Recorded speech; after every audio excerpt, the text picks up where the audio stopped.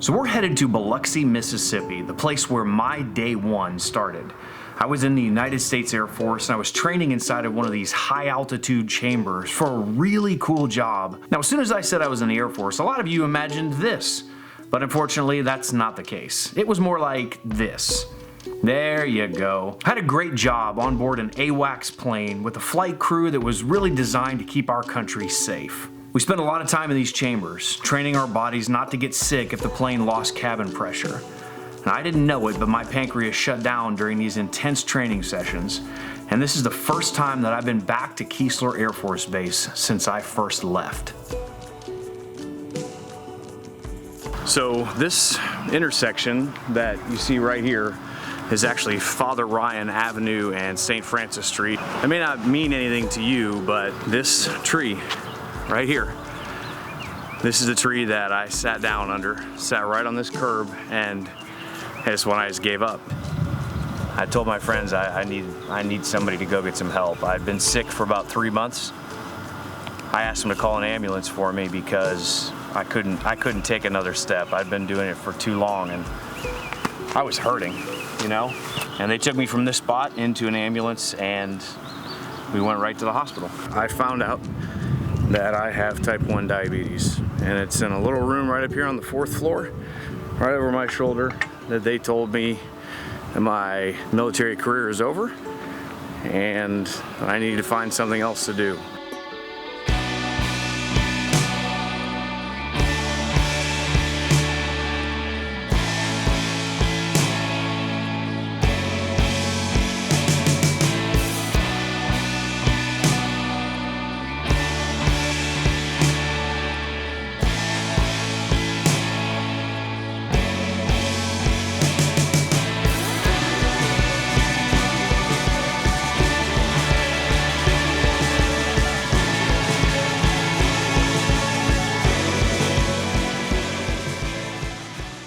Now before we get to the part where I tell you that type 1 diabetes is all cupcakes and rainbows and swinging through the forest on Rapunzel's hair, believe me, it is anything but that. More like the bearded lady at the circus, am I right? I figured we should probably bring in an expert.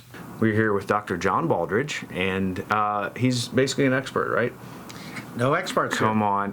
Practitioner. He is a practitioner. Some years. I'm not a practitioner of anything, I can guarantee. Okay. That's why he's the expert. If someone is watching this for the very first time, maybe they've gone to the doctors and it's been explained to them and it might have sounded like a foreign language. But what is it? What is it? Can you give us a 15 or 20 second, like what's going on with them? Like what's happening? Sure. The balance between glucose and insulin is off. It's just out of kilter. Out of sync, if you will. Odds are we're not either making insulin or it's not enough or something. Okay. Type 1 is where it's been characterized very well, I think, as an autoimmune disease. I spent 45 minutes interviewing Dr. Baldridge about the history of type 1 diabetes and how far medicine has advanced over the years.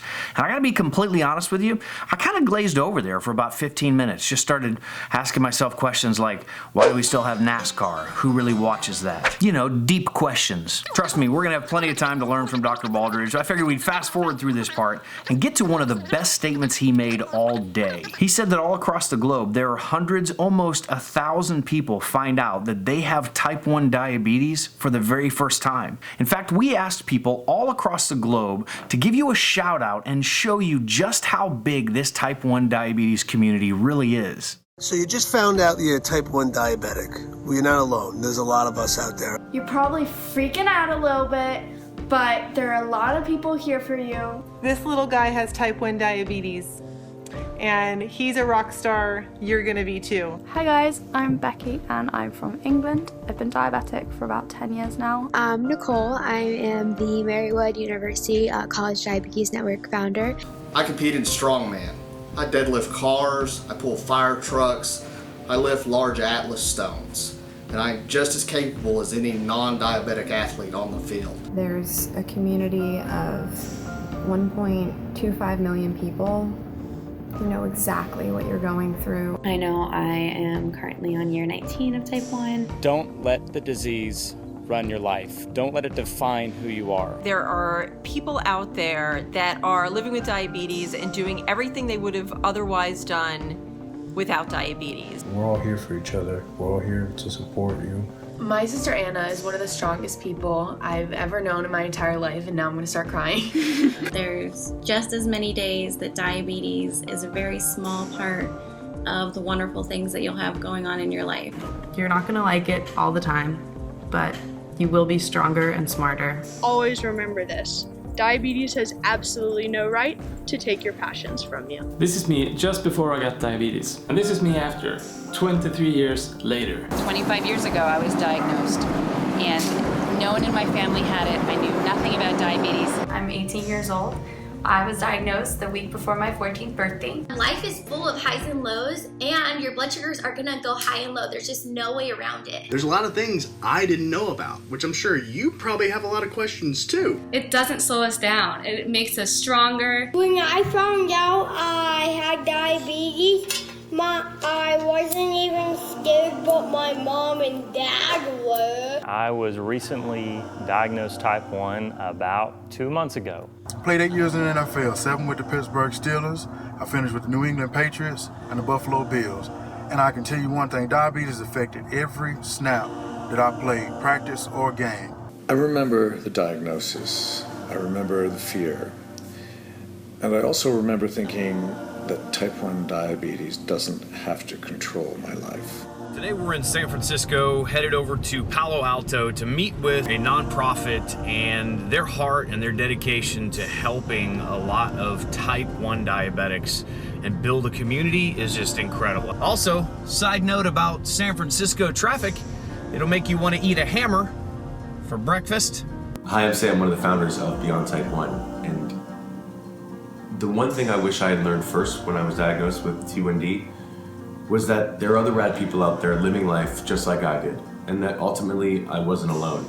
I think if I really could have leaned on community at that time, it would have been really beneficial to me. So as the parent of a child who was diagnosed when she was 7, I think that my advice to someone on day one would be to get involved with a community as soon as you can, whether it's a local community, a support group, an online community. The online support is amazing, and it's something that we didn't have when my daughter was diagnosed.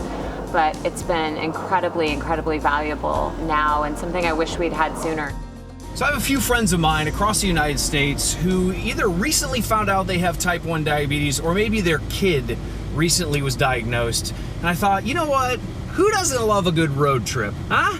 I love a good road trip. I'm in a rental. It's the smallest car I've ever been in. What do you say we get a road trip playlist going and we crank this bad mother out?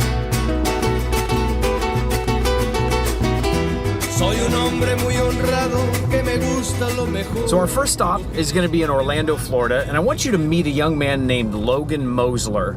He found out about 2 or 3 years ago that he has type 1 diabetes, and his parents, John-Erik and Kim, have an incredible take on what it's like to raise a child who has type 1. It's a very different concept, and I just thought it would be incredible if you got to meet them and hear their story. So, ran out of gas on the highway, and I left my CGM in my mom's car, who I was following, and now I'm stuck. Well, last time I checked, I was a bit low, but I ate Chipotle and I haven't bolused yet for it, so I'm hoping that by the time my mom gets back, that I'll have a better reading, and hopefully it's not super low. I don't feel too low, so I think it'll be fine.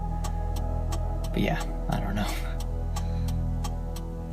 And I think my car might be stuck, so that's great too. Hi, my name is Logan Moseler. I'm 17 years old and I've been living with type 1 for 3 years. We are right in the city of Berkeley, right outside of Emeryville, which is where Pixar is located at, which is a spot we like to visit every once in a while we're out here. As we walked around the Pixar campus and talked, I realized that John-Erik and Kim are very unique in the way they've raised Logan. Logan. I perpetually smell like milk. Yep. Horrible thing to say, but like people were saying, oh, he's gaining weight, he's like losing a lot of weight, and I was like, oh, he'll be fine. Like I was really skinny. Like he just needs to have more milkshakes. So I went and bought him a bunch of milkshakes. That's Father of the Year. So the month or so leading up, I was always tired, always drinking water, you know, the usual symptoms that you get whenever you first have type 1.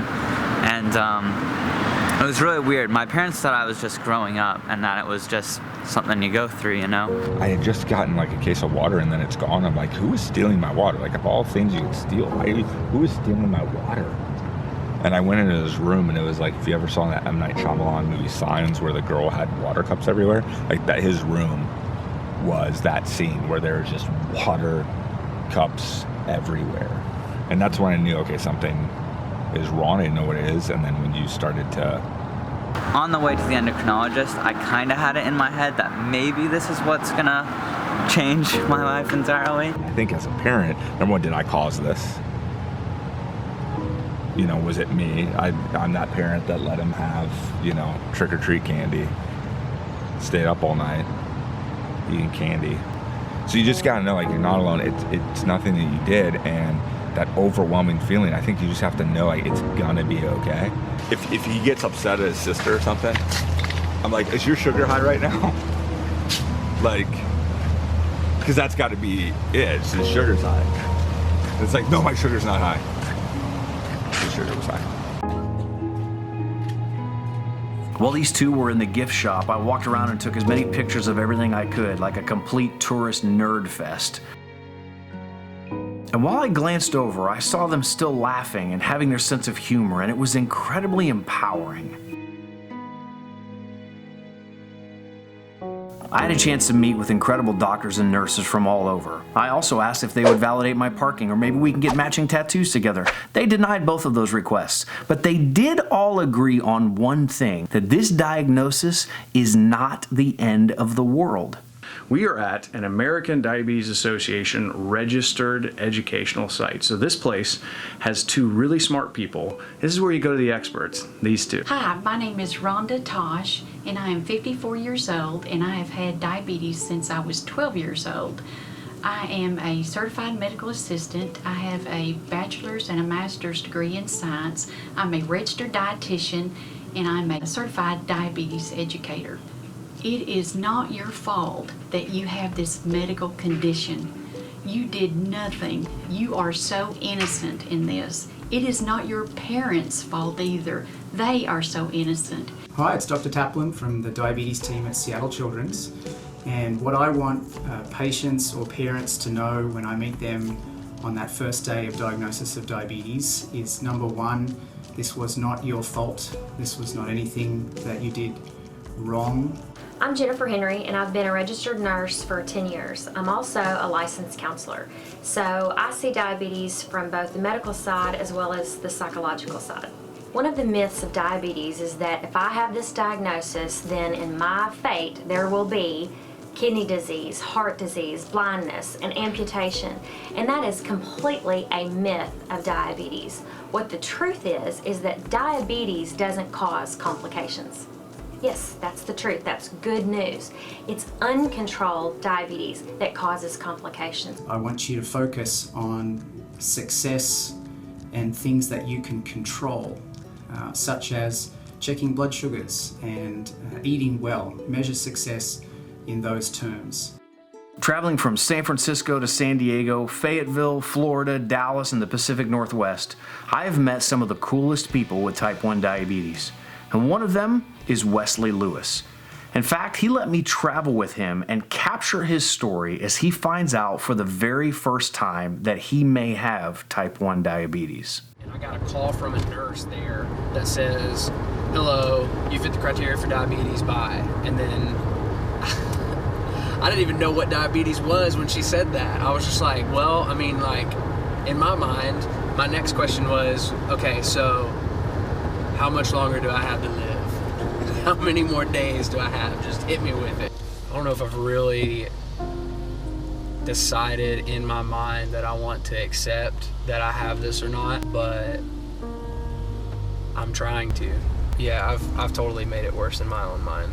But, you know, now I'm kind of going to get answers. I never remember what Floyd's.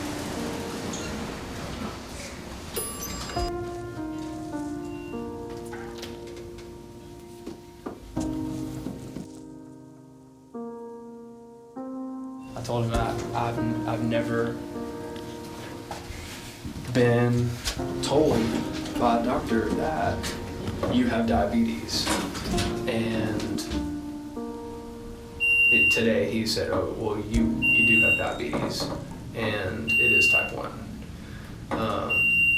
So, I don't know. I mean, it's crazy. It's crazy just realizing that, like, this is, I mean, it's, real. It's a real thing. Yeah. Yeah. It's been really difficult. I would say at first it was kind of like, since we didn't have a definite answer, I was a little bit in denial about the whole thing. But I could just see how much it devastated him. Good morning.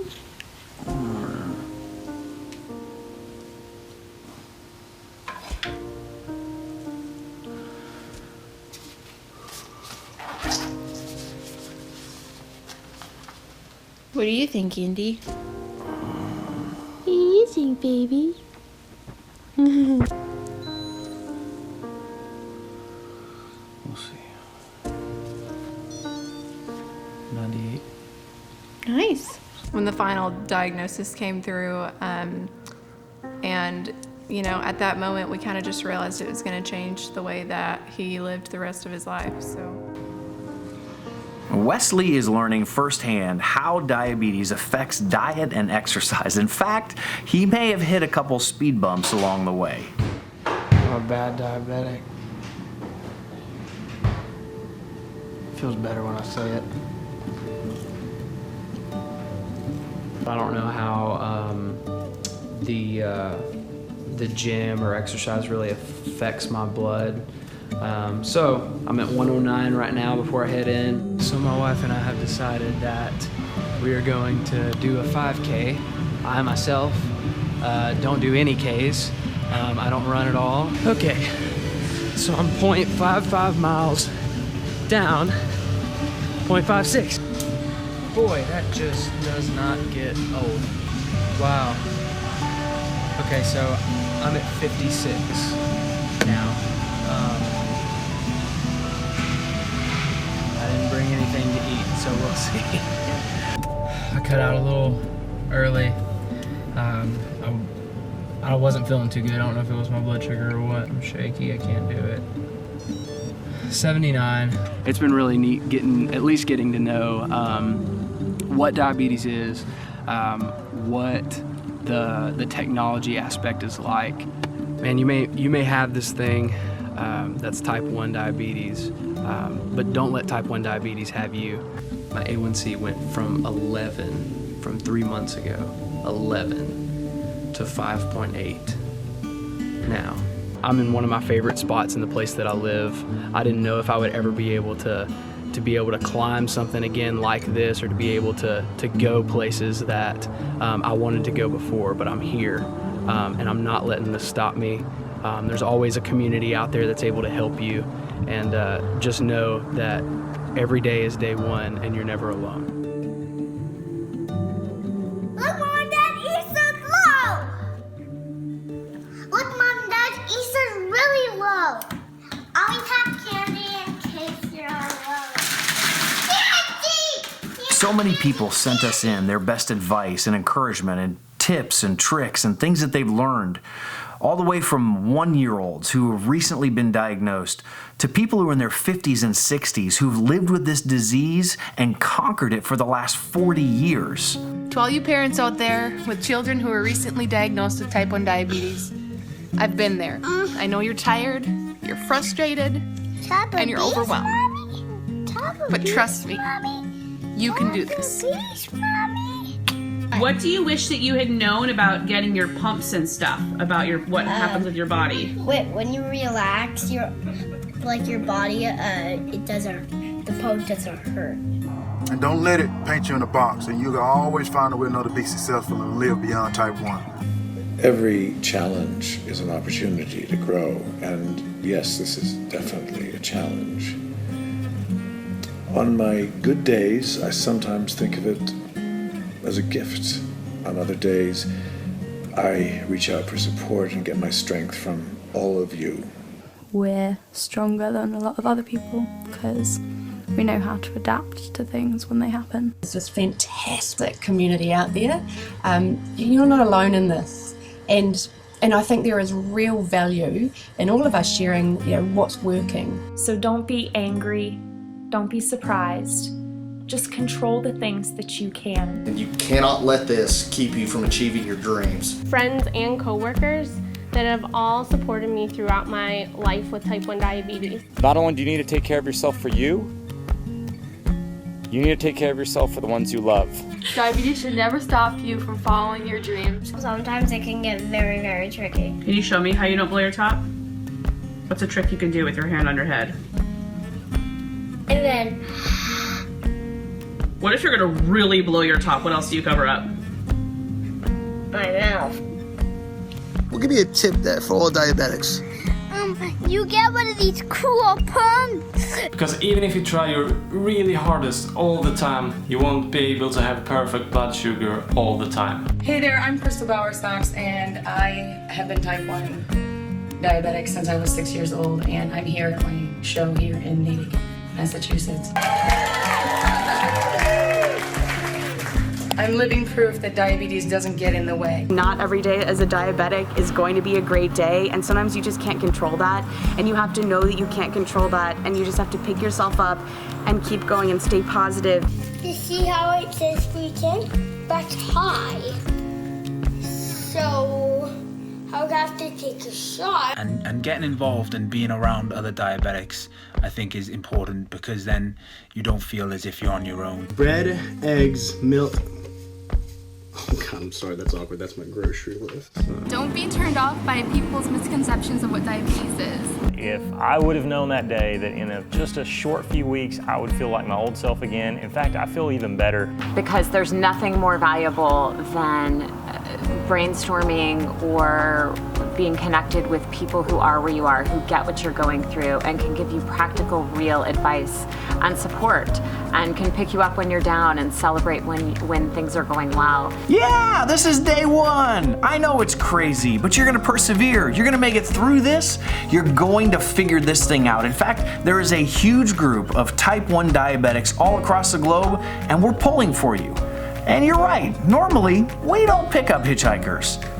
But I'm gonna go with my instincts on this one. Saddle up, partner! Welcome to day 2, ha ha!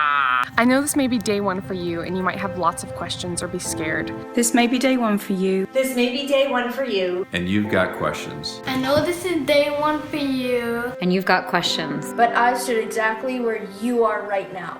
But I stood exactly where you are right now. Know this. You are not alone. Know this. I stood exactly where you are right now. Know this. There are millions of us out there. You're not alone, and you're never gonna be alone. I have stood exactly where you are before. The big thing is you're not alone in all of this. Know this. You are not alone. As a parent, I can tell you that you are not alone. This may be day 1 for you, and you've got questions.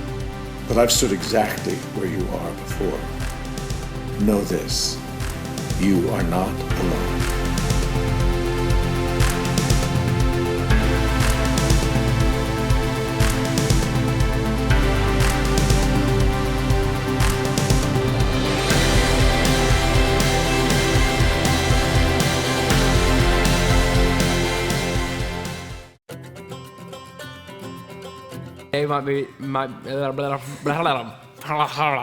I know you have questions. Today might be why do I keep saying type 1 day 1? Type 1 day 1. No pizza. No more 4 slices of pizza. No candy. No candy. Just a little bit, okay? Cause I don't have a clue what I'm doing. Crying out, booing. Saddle up, partner. Saddle up, partner. Saddle up, partner. Saddle up, partner. Saddle up, partner. Take 97. Yeah. Here we go. It's like the Monopoly cups. It's like, look, you got diabetes. We're here with Dr. John Eldridge. Baldridge. I say Eldridge? I did. It's Baldridge. We'll do that again.